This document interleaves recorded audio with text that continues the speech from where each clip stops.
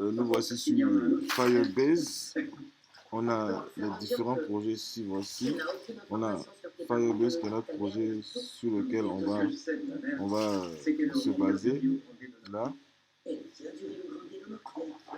On a instancié 3 services de Firebase. Firestore Database, Authentication et puis Real-Time de Firebase. Ces différents services nous permettront de gérer le système Cube qui est Create, Update, Delete, qui permettront de créer, afficher, supprimer et modifier les différents utilisateurs. On a Firebase Authentication qui nous permettra d'authentifier l'utilisateur. Et Real-Time de Database qui nous permettra de stocker les données en temps réel. Là, on part sur notre plateforme. Voici notre plateforme. On va se connecter.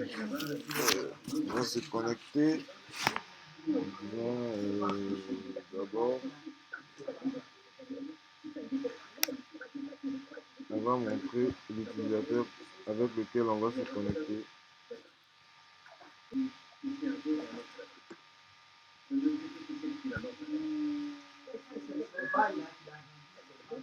Okay. On va se connecter avec l'utilisateur Jackie qui a pour rôle administrateur. Ok.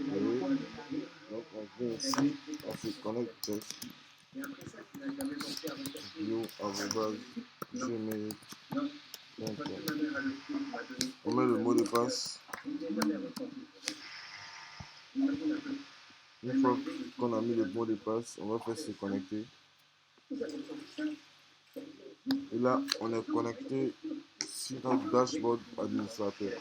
On peut voir ici qu'on a 2 utilisateurs. On a ici l'utilisateur premier qui est administrateur et le deuxième utilisateur.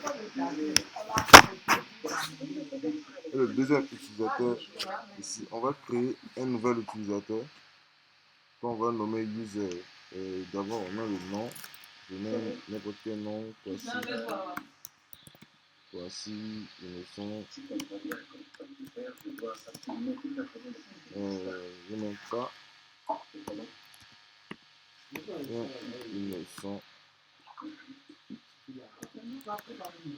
@gmail.com.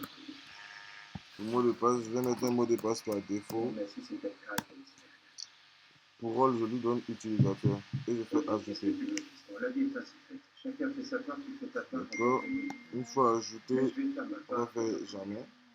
Une fois ajouté, vous allez voir que l'utilisateur va s'afficher. Ici, ok. Voici innocent k.innocent@gmail qui est user, qui a pour rôle user. Je vais vous montrer comment il faut modifier un utilisateur. Voici là, ça c'est le formulaire pour modifier un utilisateur.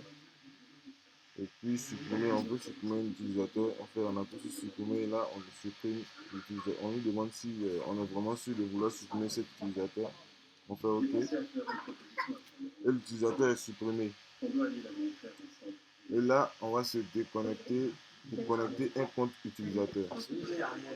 Ok. Ce compte qu'on vient d'utiliser, de créer, qui est k.innocent@gmail.com. Le mot de passe par défaut. On fait se connecter. Ok. Et directement, il s'est connecté à la plateforme avec son login utilisateur. Comme c'est un utilisateur simple, il n'a pas accès, il n'a pas le droit pour aller au dashboard admin. Ceux qui ont le droit d'aller au dashboard admin doivent avoir pour rôle admin. Là, vous voyez les différents courbes. Ce sont les relevés des capteurs pris, des relevés des capteurs en temps réel. Vous voyez. Là, on donne la possibilité d'ajouter un capteur. Là, vous pouvez mettre le nom du capteur. Et là, c'est la clé API. En fait, quand un utilisateur veut avoir accès à notre système, on lui fournit deux modules.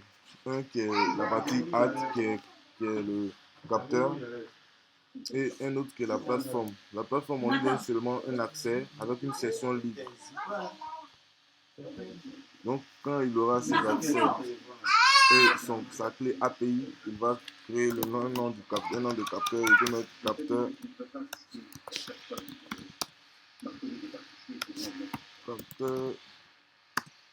euh, lumière. Capteur lumière, je vais mettre la clé API et je fais ajouter. Vous voyez qu'immédiatement, le capteur lumière est instancié ici. Je peux ajouter, s'il a plusieurs capteurs, par exemple, si c'est un champ d'1 hectare, en fonction des prédispositions de son champ, on lui propose le nombre de capteurs qu'il doit avoir dans son champ. Et s'il veut avoir des données spécifiques d'un capteur, il va cliquer sur le capteur sur lequel il a besoin d'avoir ces données-là. Et il va voir ces données-là affichées ici.